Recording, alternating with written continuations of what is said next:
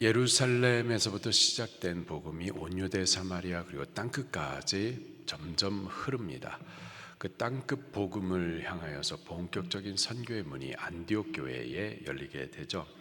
안디옥 교회가 성령으로 기도하는 중에 보내심을 따라 바나바와 사울을 이제 순종하여 안수하여 선교사로, 최초의 복음 선교사로 저들을 파송합니다. 오늘 본문에 보니까 파송된 그들이 첫 번째로 갔었던 그 첫 번째 선교지가 구브로섬이었었어요. 그 구브로섬에 바울과 바나바가 가서 세 사람을 만나게 됩니다. 4절 말씀입니다. 시작. 두 사람이 성령의 보내심을 받아 실루기아에 내려가 거기서 배 타고 구브로에 가서 성령의 보내심을 받아. 성령은 그렇게 성령으로 시작이 됩니다. 성령의 보내심을 받아 선교가 시작됩니다. 안디옥에서 실루기아 항구 도시예요. 거기까지 내려와서는 배를 타고 구브로 섬에 갑니다. 여기 구브로는 바나바 사도행전 4장 36절 말씀을 보니까는 바나바의 고향이 바로 구브로였었습니다. 이 바나바의 고향이었었던 구브로를 첫 번째 선교지로 정하여 가요. 거기서 세 사람을 만납니다. 먼저 요한을 만납니다. 5절 시작. 살라미에 이르러 하나님의 말씀을 유대인의 여러 회당에서 전할세 요한을 수행원으로 두었더라. 아멘. 구브로 섬에 있었던 요한이라고 하는 이 사람을 수행원으로 삼아 이 선교팀에 합류시킵니다. 이 요한은 바나바의 생질, 바나바의 조카였었어요. 바나바가 이 선교의 영광스러운 사명에 자기의 생질, 자기의 조카였었던 이 요한을 합류시키기를 원했었던 거죠. 이 영광스러운 일에 저가 참여하기를 원하여서 수행원 삼아 이 선교팀에 두게 되죠. 그 요한은 구브로 사람으로서 구브로 지역을 잘 알고 있기 때문에 그를 수행원으로 두어서 유대인의 여러 회당을 두루 돌아다니면서 하나님의 말씀을 전해 줍니다. 두 번째 사람을 만나게 되는데요. 바예수라고 하는 사람이었습니다. 6절 시작. 온 섬 가운데로 지나 바예수라 하는 유대인 거짓 선지자 마술사를 만나니. 이 구브로 섬 살라미라는 동네에서부터 시작해가지고 그 섬을 가로질러서 왼쪽에 있는 이 바보라고 하는 동네까지 이르게 됩니다. 거기에 바예수라고 하는 사람을 만나요. 여기 이름에 바자가 앞에 붙게 되면 보통은 누구누구의 아들이라는 뜻입니다. 바디메오 하면은 디메오의 아들. 예수님께서 요한을 향해서 바요나 시몬아 내가 나를 사랑하느냐 질문했었을 때에도 바요나 요나의 아들 시몬이라는 거죠. 그러면은 바예수 하면은 무슨 뜻일까요? 예수의 아들. 이 정말 신성모독적인 표현이죠.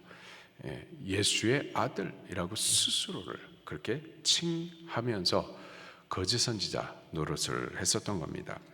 그는 유대인이었었고요. 그를 또 거짓 선지자라고 또 소개를 하고 있습니다. 선지자, 하나님의 보내심을 받은 자, 하나님의 말씀을 맡김받은 자, 그런 신령한 권위를 스스로 취했었던 거예요. 그런데 거짓 선지자, 거짓되게 그렇게 하나님의 이름을 이렇게 함부로 사용하여서 영적인 권위로 사람들 위에 섰었던 자였었죠. 또 그는 마술사라고 기록을 하고 있습니다. 마귀의 힘을 빌어가지고 이렇게 거짓된 기사, 이적들을 행하면서 사람들 위에 자기를 높이던 자였었습니다. 그가 두 번째 만났던 사람이었었어요. 또 다른 한 사람, 마지막 세 번째 사람을 7절 말씀을 보니까는 만나게 되는데 그 이름이 서기오 바울이었었습니다. 7절 시작. 그가 총독 서기오 바울과 함께 있으니 서기오 바울은 지혜 있는 사람이라 바나바와 사울을 불러 하나님의 말씀을 듣고자 하더라. 서기오 바울, 그가 어떤 사람인지를 소개하는데 총독이라고 말하고 있어요. 구브로섬 전체를 행정적으로 지휘할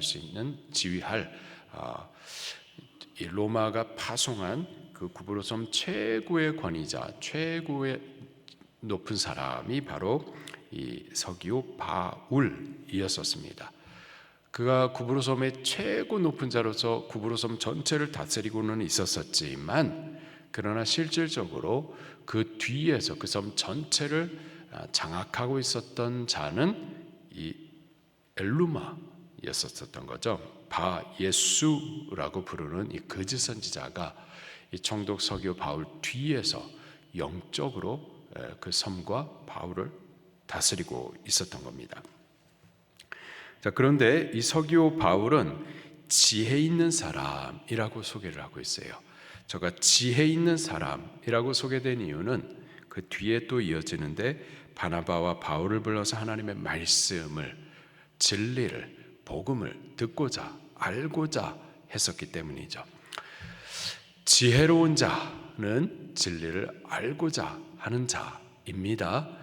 세상의 지식과 자기의 생각을 고집하는 자가 아니라 진리가 무엇일까? 진리를 알고자 겸손히 하나님 앞에 서고 겸손히 귀를 열어서 말씀을 받는 자, 말씀을 뒤따르는 자, 그가 지혜 있는 자입니다. 그가 지혜가 있어가지고 바나바와 바울을 통하여서 말씀 듣고자 했었어요. 바로 이 한 사람을 위하여서 하나님께서는 바나바 바울을 감동하여서 이 구브로섬까지 보내어 주신 거죠. 하나님께서 택하신 그 한 사람을 위하여서 지금도 하나님께서는 하나님의 사람들을 복음을 맡겨가지고 보내는 줄로 믿습니다. 바로 우리들이 복음을 먼저 받은 자로서 복음을 맡김 받은 자이고, 바로 우리들을 하나님께서는 그 한 사람 구원을 위해서 보내시는 줄 믿으시기를 바랍니다. 그 한 사람 서기오 바울이 바나바 사울을 불러서 하나님 말씀 듣고자 해요.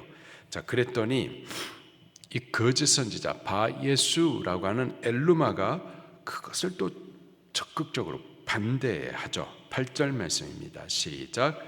이 마술사 엘루마는, 그 이름을 번역하면 마술사라, 그들을 대적하여 총독으로 믿지 못하게 힘쓰니. 이 엘루마가 복음의 두 사람 바나바 사울을 반대하고 대적하고 미워하고 막아섭니다. 왜 그런가 보니 총독으로 하여금 이 복음을 듣지 못하게, 믿지 못하게 그렇게 힘을 썼습니다. 이 사람 엘루마도요, 힘을 썼다 이렇게 표현을 하고 있어요. 우리도 복음을 따르고 또 주님을 섬기고 또 복음을 전하는 사명함에 있어서 힘써야 될 이유가 바로 여기에 있습니다. 복음은 영적인 전쟁이에요. 어떻게 하든지 복음을 전하지 못하도록, 복음을 듣지 못하도록, 믿지 못하도록 마귀도 그냥 가만히 있는 게 아니라 힘을 쓴다고요. 그러니 우리도 힘쓰지 않고서는 안 되는 겁니다. 이렇게 엘루마가 믿지 못하도록 힘을 썼었습니다. 그때에 바울이라고 하는 사울이 성령에 충만하여서 엘루마를 주목하여서 이렇게 선포합니다. 10절 11절 말씀 시작. 이르되 모든 거짓과 악행이 가득한 자요 마귀의 자식이요 모든 의의 원수여 주의 바른 길을 굽게 하기를 그치지 아니하겠느냐. 보라, 이제 주의 손이 내 위에 있으니 내가 맹인이 되어 얼마 동안 해를 보지 못하리라 하니 즉시 안개와 어둠이 그를 덮어 인도할 사람을 두루 구하는지라.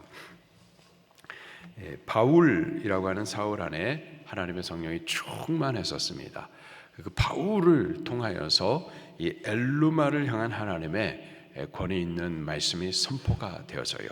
자, 그러자 그대로 됩니다. 저가 맹인이 되어 얼마 동안 보지 못하게 돼요. 바로 이 모습을 서기오 바울, 구브로섬의 총독이었던 그가 보게 되고 믿게 됩니다. 12절 말씀 시작.